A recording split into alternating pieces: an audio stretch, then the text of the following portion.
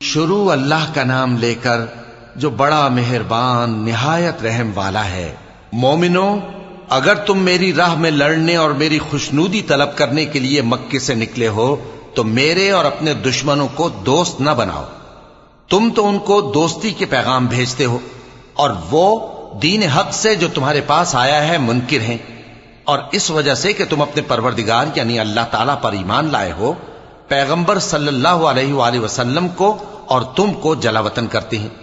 تم ان کی طرف پوشیدہ پوشیدہ دوستی کے پیغام بھیجتے ہو، اور جو کچھ تم مخفی طور پر اور جو علل اعلان کرتے ہو وہ مجھے معلوم ہے، اور جو کوئی تم میں سے ایسا کرے گا وہ سیدھے رستے سے بھٹک گیا۔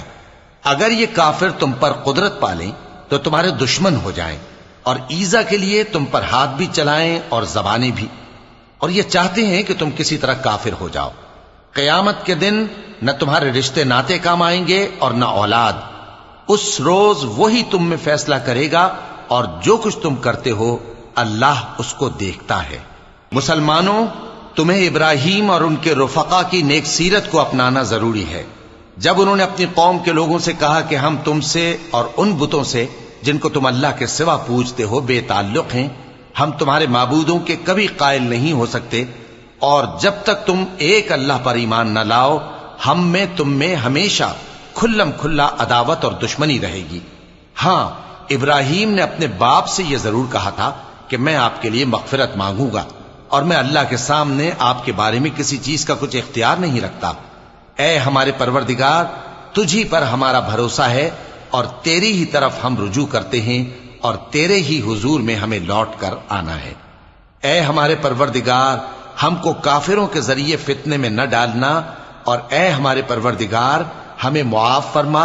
بے شک تو غالب ہے، حکمت والا ہے۔ تم مسلمانوں کو یعنی جو کوئی اللہ کے سامنے جانے اور روز آخرت کے آنے کی امید رکھتا ہو اسے ان لوگوں کی نیک سیرت اپنانی چاہیے، اور جو روگردانی کرے تو اللہ بھی بے نیاز ہے، لائق حمد و ثنا ہے۔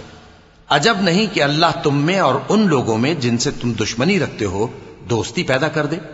اور اللہ قادر ہے، اور اللہ بخشنے والا ہے، مہربان ہے۔ جن لوگوں نے تم سے دین کے بارے میں جنگ نہیں کی اور نہ تم کو تمہارے گھروں سے نکالا، ان کے ساتھ بھلائی اور انصاف کا سلوک کرنے سے اللہ تم کو منع نہیں کرتا۔ اللہ تو انصاف کرنے والوں کو دوست رکھتا ہے۔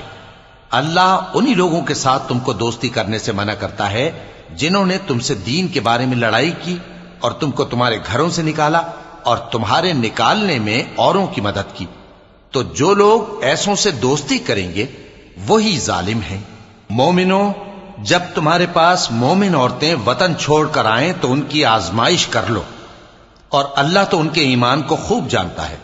سو اگر تم کو معلوم ہو کہ وہ مومن ہیں تو ان کو کفار کے پاس واپس نہ بھیجو کہ نہ یہ ان کو حلال ہیں اور نہ وہ ان کو حلال ہیں، اور جو کچھ انہوں نے ان پر خرچ کیا ہو وہ ان کو دے دو، اور تم پر کچھ گناہ نہیں کہ ان عورتوں کو مہر دے کر ان سے نکاح کر لو،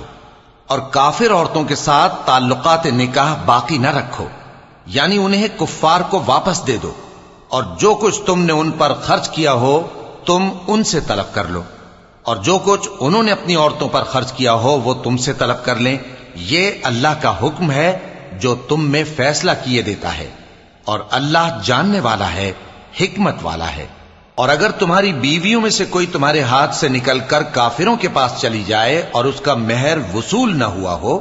پھر تم ان سے جنگ کرو اور ان سے تم کو غنیمت ہاتھ لگے، تو جن کی بیویاں چلی گئی ہیں ان کو اس مال میں سے اتنا دے دو جتنا انہوں نے خرچ کیا تھا،